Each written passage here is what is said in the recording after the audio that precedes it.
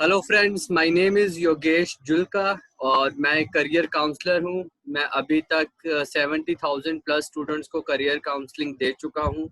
और आज का जो हमारा टॉपिक है, आज का हमारा टॉपिक है all about PhD. I am repeating myself, all about PhD. So आज हमारे साथ प्रोफेसर संजीव शर्मा हमारे बीच में है, जो हमारे को इसके ऊपर ऐसी ऐसी बारीकियां और ऐसी ऐसी डिटेल्स देंगे जो बहुत मुश्किल होती है जब हम इसके प्रोसेस को फॉलो करना स्टार्ट करते हैं, जब हम पीएचडी करने के लिए मन बनाते हैं। तो ये सारी बातें हमारे लिए जानना बहुत ज़रूरी होती है, क्योंकि हाफ इंफॉर्मेशन और मिथ बहुत अवेलेबल हैं और हम सारे डिपेंडेंट होते हैं सोशल सर्च इंजन्स पे। जो सर्च इंजन्स होते हैं वो बड़े मैन्युपुलेटिव होते हैं और वो सिर्फ उतनी इंफॉर्मेशन देते हैं जितनी वो उस टाइम दे सकते हैं, राइट। तो जैसे मेरा आपसे प्रॉमिस है कि मैं आपके साथ वो इंफॉर्मेशन शेयर करूंगा जो सर्च इंजन पे ज़्यादा अवेलेबल नहीं होती है। तो इसीलिए I requested professor Sanjeev Sharma कि आए और हमारे को इस पीएचडी के टॉपिक के ऊपर एक एक स्टेप्स के ऊपर हमारे को उसके लिए पूरी इंफॉर्मेशन प्रोवाइड करें। तो I request professor Sanjeev Sharma, पहले थोड़ा अपना सा इंट्रोडक्शन बताएंगे ब्रीफली, और उसके बाद हम अपने क्वेश्चंस पूछना शुरू करेंगे। Over to you Mister Sharma, thank you. Thank you Yogesh ji. क्योंकि टॉपिक हमारा पीएचडी से रिलेटेड है, so let me make some corrections. आज हम पीएचडी के बारे में बात नहीं करेंगे, आज हम पीएचडी इन इंडिया के बारे में बात करेंगे। Let us be specific. Right sir, right sir. Right, okay. Being a professor in economics, I have almost 20 books on economics and finance, right from class 12 till IES level. I am chief editor of international journal. बहुत paper publish हो चुके हैं, present कर चुका हूँ। 10-15 international national conferences में मैं chair रह चुका हूँ, को चेयर रह चुका हूँ, की नोट स्पीकर रह चुका हूँ। I think that should be suffice. And to add one more thing, that is I am a principal member of BIS on a committee of educational services. So, my dear friends, this is all about me. And right Yogesh ji, sir, please start asking your questions. Right sir. Sir, सबसे पहले तो हम कोई भी course करते हैं तो हम उसके बारे में यही बोलते हैं कि वो क्यों किया जाता है, राइट। और जो जर्नल कोर्सेज होते हैं, जैसे बीकॉम का समझ में आता है, बीएससी समझ में आता है, बीटेक समझ में आता है कि बीटेक के बाद इंजीनियरिंग हो जाता है। एमबीबीएस की बात करें तो that is for doctor. Why PhD, हम पीएचडी करते ही क्यों हैं? PhD, देखिए, हमारे देश की बात करते हैं कि we are talking about only India. So India में कुछ कैटेगरी के स्टूडेंट्स हैं। पहले कैटेगरी वो उन स्टूडेंट्स की है जिनको टीचिंग में जाना होता है यूनिवर्सिटी एंड कॉलेज लेवल पे। सो दे डू परस्यू PhD, क्योंकि उन्हें जॉब चाहिए। जॉब क्राइटेरिया यही है, क्वालिफिकेशन क्राइटेरिया यही है, PhD। Second are those people right, who have appetite and love for research. तो दूसरे वो लोग रिसर्च करते हैं इंडिया में। So that's right, all I think about who pursues PhD. Right, right. और सर, एक वो भी बड़ा पैशन होता है कि नाम के आगे डॉक्टर लिखा जाता है। ऐसी भी एक कैटेगरी पाई जाती है इंडिया में। हाँ, पर उसके लिए आप होनरिस कॉजा ले सकते हो, उसके लिए इतनी मेहनत करने की जरूरत नहीं है। Right, right, right.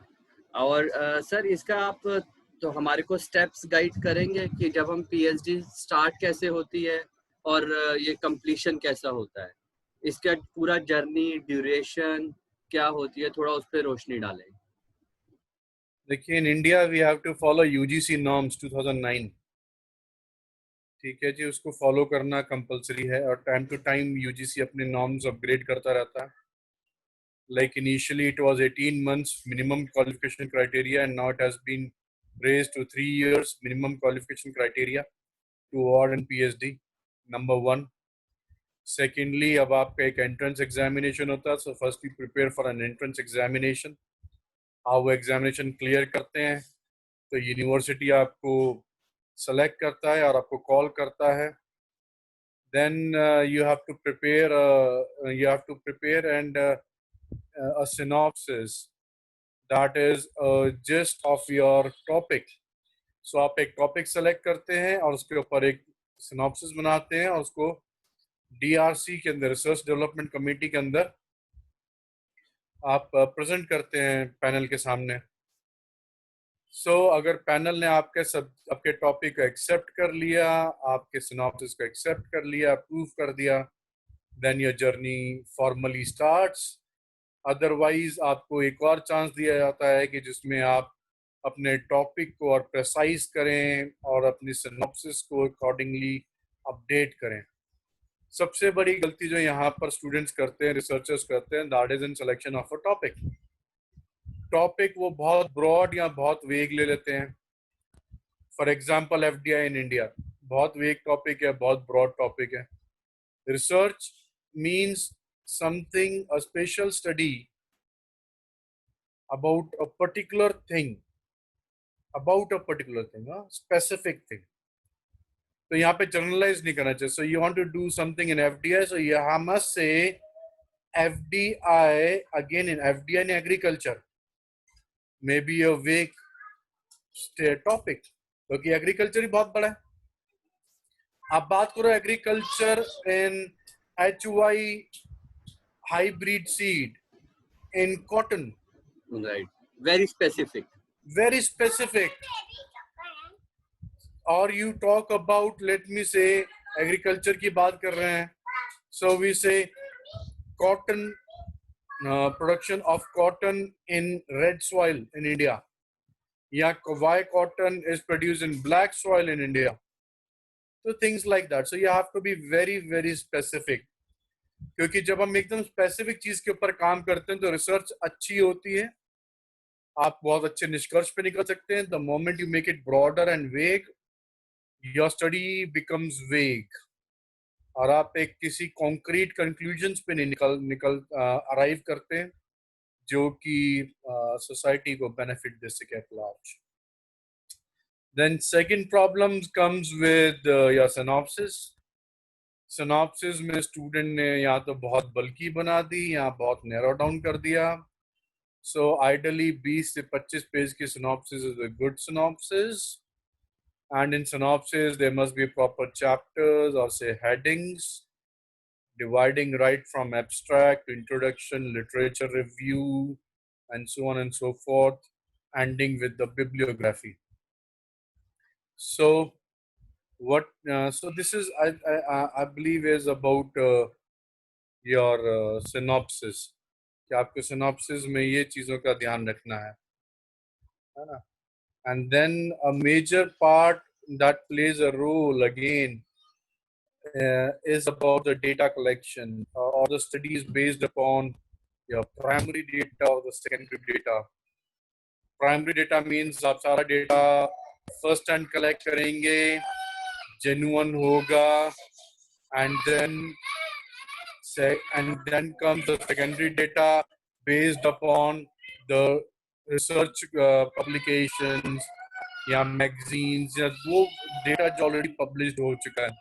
So primary data हम कह सकते हैं unpublished data, which is to be collected and then formalized and published, and second is the secondary data which has already been published and been recognized or acknowledged. Right, sir. Right.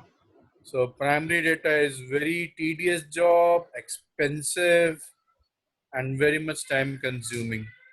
इसलिए आप देखिए usually 7-7 साल लगते हैं PhD में. बाहर India में जो 7 साल लगते हैं वो प्रताड़ना है, क्योंकि 7 साल के बाद जो रिसर्च होती है वो मास्टरपीस होती है, अनलाइक इंडिया जहाँ पर सेकेंडरी डेटा के ऊपर 7 साल लगवा देते हैं. That is pure harassment. So that's it about synopsis. So you are approved, DRC और RDC ने आपको अप्रूव कर दिया, टॉपिक फाइनल हो गया, आपके सिनॉप्सिस बन गई. इसका मतलब ये नहीं है कि अब आप टॉपिक चेंज नहीं कर सकते हैं. अगर आपको किसी भी पॉइंट ऑफ टाइम पे लगता है नहीं हमें आप इस टॉपिक पे काम नहीं कर सकते हैं, आप यूनिवर्सिटी का अप्रोच करते हैं, आप दोबारा अपना टॉपिक चेंज करवा सकते हैं, दोबारा सिनॉप्सिस अप्रूव करा सकते हैं. But with a caution that is आपके जो रिसर्च का जो टाइम है वो दोबारा से 0 से शुरू हो जाएगा. सो ये नहीं कि राइट आपने एक राइट साल निकाल दिया तो एक साल काउंट हो गया, सॉरी। अब आपने नया टॉपिक लिया तो नए टॉपिक पे आप 0 से शुरू होंगे 3 साल तक कम से कम। Right right right. Right sir. Then आपको 6 मंथली प्रोग्रेस रिपोर्ट सबमिट करनी पड़ती है यूनिवर्सिटी में as per UGC guidelines now. तो आप वो सबमिट करते हैं हर 6 महीने में अपने गाइड से साइन करवा के कि मैंने 6 महीने में अपने टॉपिक पे ये काम किया। आपको स्टिपुलेटेड टाइम पीरियड है जो यूनिवर्सिटी में बिताना होता है, जिसमें यूनिवर्सिटी आपके कोर्स वर्क के 3 पेपर्स कराती है। यूजुअली उनमें रिसर्च मेथोडोलॉजी, कंप्यूटर और आपका मेन सब्जेक्ट से रिलेटेड एक पेपर होता है। या थर्ड पेपर वो आपके डिपेंड करता है यूनिवर्सिटी पे कि वो कोई भी रख सकते हैं। Right. So these 3 papers they keep. So 3 आपके कोर्स के पेपर्स होते हैं जो क्वालिफाइंग इन नेचर होते हैं। So you qualify in those 3 papers and yes, that part is right. So that is your right sir. coursework. That is your coursework. Right sir. So after coursework and progress report comes your national seminars. You have to attend at least 1 national and 1 international seminar during your PhD tenure. ये minimum है, ज़्यादा करेंगे same topic पे तो अच्छा है। ऐसा नहीं कि आप मैनेजमेंट के इंसान हैं और इंग्लिश के सेमिनार में चले गए, नॉट काउंटेड। राइट। मैनेजमेंट में भी आप जिस चीज़ के ऊपर कर रहे हैं उसी चीज़ के सेमिनार में अगर आप जाएंगे, that is more considerate and considered and valued. Then you have to publish 2 papers, research papers, one at least in national journal and one at least in international journal. और अब क्योंकि यूजीसी ने guidelines upgrade कर दी हैं तो दोनों journals हैं या तो यूजीसी के में लिस्टेड हों या फिर यूजीसी लिस्टेड डायरेक्टरीज में लिस्टेड हों। यूजीसी ने जो डायरेक्टरीज को प्रेफरेंस दी है, मेंशन किया है, उनके अंदर लिस्टेड हो 2 research papers. So at least 2 research papers. More the research papers, better for you to get your award. Otherwise, minimum 2 तो है, उससे कम नहीं चलेगा। Then आप अपनी थीसिस तैयार करते हैं, आप थीसिस गाइड के पास भेजते हैं, गाइड उसे हेल्प करके आपको टेलर मेक करवाता है and then you submit to the university. Now another parameter as per the new guidelines of UGC, now the plagiarism rate has been reduced to 10%, which is allowed. So आप teaching में जाना चाहते हैं और आपका plagiarism is more than 10%, then you will not get promotions. If it is more than 18%, then you will be called for justifications. I think if it is more than 30 to 40%, your research, your PhD will be cancelled. So, want to play safe, then please maintain plagiarism below 10%. उसके लिए testing tools आते हैं, आप जाते हो, लोग 1500 से 5000 की में कहीं भी लेते हैं टेस्ट का। आई थिंक 10,000 तक का रेट है। So you go, you get your thesis check, soft copy आप लेके जाते हो, उसमें प्लेगरिज्म टेस्ट चेक करते हैं ताकि आपने कितना कॉपी किया है। प्लेगरिज्म मीन्स कितना कॉपी किया है डेटा, तो कहाँ से कितना हमने डेटा कॉपी किया वो सब आ जाता है। So you need to be more original as much as you can. Once that is done, your plagiarism report is positive, favoring you, university accept your thesis, because आपकी thesis accept होने के बाद UGC में भी plagiarism check होता है, वहीं से reject होके आ जाएगी if you play foul. Then after that, your thesis is sent to 3 to 8 guides जो PhD scholars या who are guide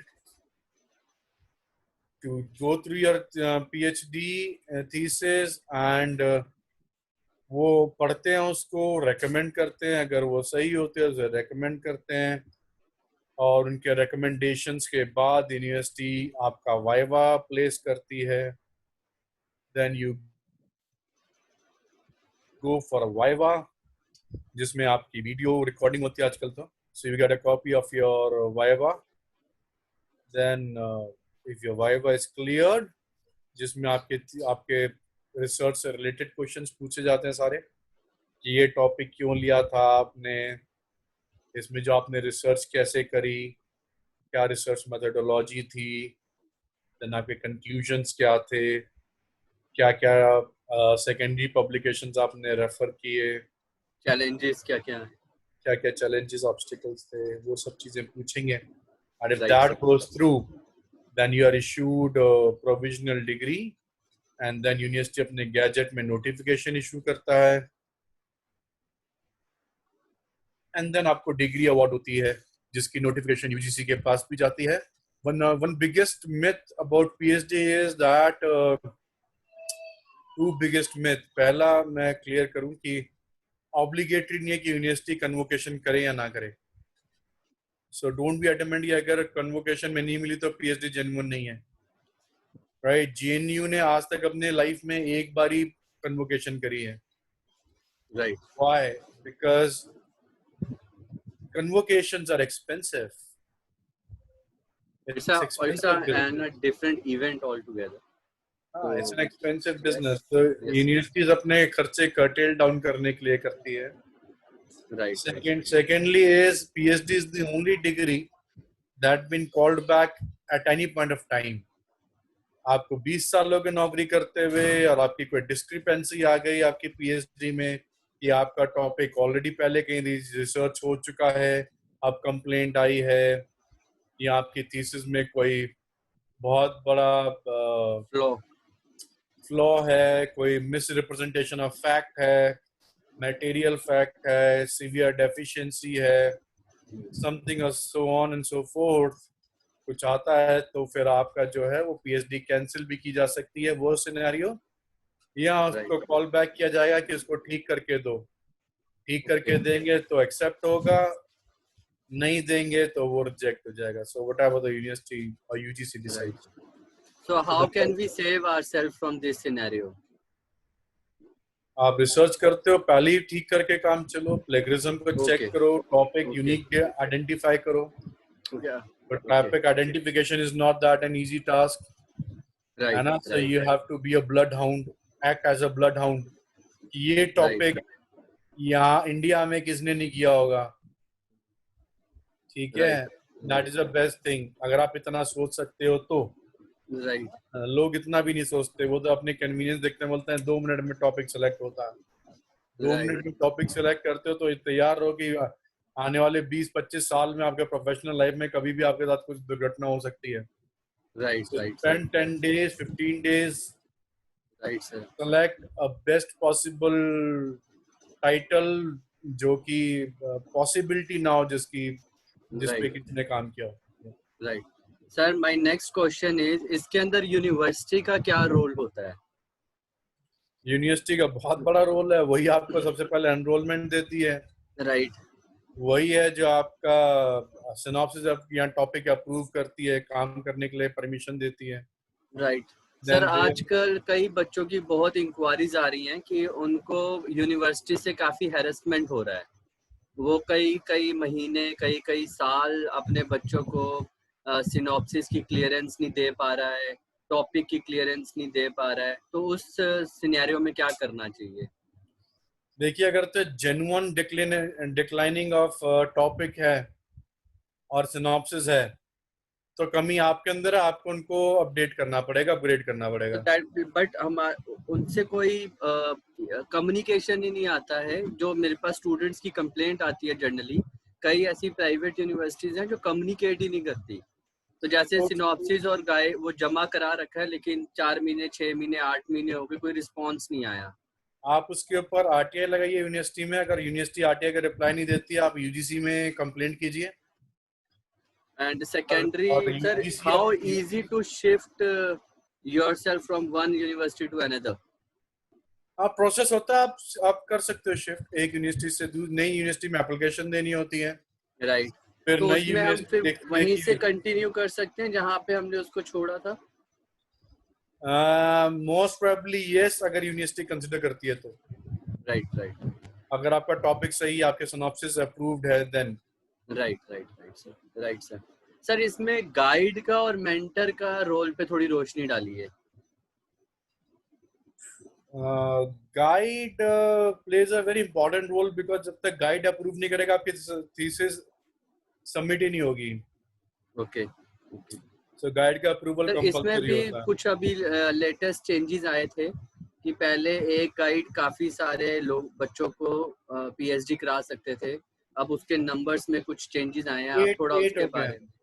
8 लोगों को एक गाइड, एक बार में एक गाइड 8 स्कॉलर्स को ही खाली गाइड कर सकता है कि उसको कैसे करना है अपने पूरे करियर में, अपनी पूरी लाइफ टाइम में, या per year? Per year, per year. Okay sir. And sir इसमें एक आपने 3 चीजों को यूज करा है, वो उस पर थोड़ा सा और समझना चाहूंगा मैं। एक सिनॉप्सिस, एक जनरल, एक थीसिस। तो थोड़ा सा इसके बारे में बताएं कि ये क्या होते हैं। Thesis is a detailed book chapter wise. Okay, ठीक विच है, इज रिटन जितना, by a scholar. Yes, so it has to be original work, right sir. Right, with maximum 10% of plagiarism और कॉपिंग, बिकॉज राइट सर। आपने introduction लिखना है इस topic के बारे में, क्यों लेना चाहते हो तो कहीं से कुछ लेना पड़ेगा। आप लिटरेचर रिव्यू लेते हो तो लिटरेचर रिव्यू के अंदर कुछ ना कुछ होता ही है कि राइट ठीक सर। है भाई, उसने एक्स तक काम किया, मैं वाई पे काम कर रहा हूँ, राइट सर। या मैं x+1 पे काम कर रहा हूँ, right sir. On and so fourth, तो वहां पे थोड़ा आ जाता है। And right sir. देन आपके जो आगे का जो काम है वो ऑलमोस्ट जेन्युइन ही होता है, ओरिजिनल ही होता है, बिकॉज रिसर्च मेथोडोलॉजी में you have to work on your own topic, right sir. which is x or x+1 or y, right? Right sir. Then synopsis is a gist of your book called thesis. Right. उसका आप exist बना के देते हो university को कि probably मैं, ये it is just like a skeleton, कि ये मेरा है बॉडी, अब मैं इसको शेप दूंगा, इसमें चीजें भरूंगा। Outlines. Yes, it's an outline, तो मैं इसको स्केच करके इसको बनाऊंगा। Right. So that is a synopsis. Right sir. Then research journals are journals in which your research papers are published based on Right. your thesis topic. Right. तो usually आपके research work में से 2 research paper बनाए जाते हैं। Right. पहला एक आपकी सिनॉप्सिस से ही बन जाता है research paper, that is the need for that topic, that you want to do a PhD or a research in it. Then second comes from your thesis, आपकी वर्किंग में से एक पेपर निकल के आता है। Now वर्किंग में से आप जितने मर्जी पेपर निकाल सकते हैं, that depends upon the nature and type of your working, your research methodology, the type of topic you have taken, and so on and so forth. Right sir. And sir, to start with, like these are the required information. Once we know about all these information, so one can plan for their doctorate degree. Yeah. Right. So thank you so much for this information, sir, which is a hidden information.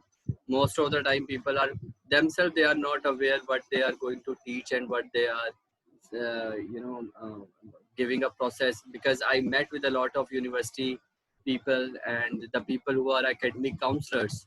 They were unable to explain all these information when someone is pursuing PhD degree, right? So thank you so much, and I am very glad and happy that you joined us today, and this is a very valuable time of yours. Thank you so much. And I am requesting my viewers, like if someone wants to ask any question, they can email me and they can get in touch with me, and my all the details are on thumbnail. Right जो video का link है उसका जो thumbnail है उस पे मेरा email ID और मेरा वेबसाइट एड्रेस है. They can get in touch to ask more questions from professor Sanjeev Sharma. Thank you sir. Thank you so much. Stay healthy, stay safe. Thank you for your invite. Thank you, You sir. too. Thank you.